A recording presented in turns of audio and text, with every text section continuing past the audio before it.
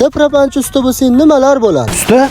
Bu metandan o'rnataveramizmi? O'rnatamiz, faqat yozda o'rnatamiz. Metan yopiqligi bu ustalarda obro'si shunchalik balandki, hattoki Aka, propan o'rnatish kerak edi, ustamisiz?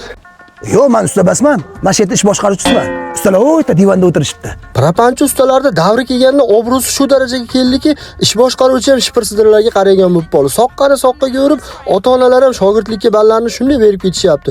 Shogirdlarni endi itni ishlatish qolganda, zapchaslarni ham taklatyapti.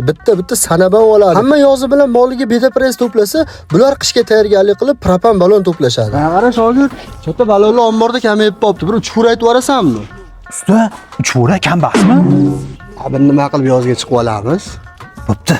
Ha, o'sha Chinortayda promontajdaman. Bilasan, bizda hamma narsa optim. Usta aka, mashinada metan bor edi. Yechib propan o'rnatish kerak. O'zim balonimni ish pulga olib borasizlar? Ha, sporaman. 800 ming. Hazillashyapsizmi aka? Yozda 5 million 700 ming o'rnatirganman.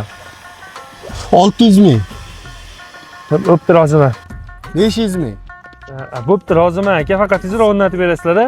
Qara, ukaxonni ishi zarur ekan. Martning 20-siga yozib qo'ying-da.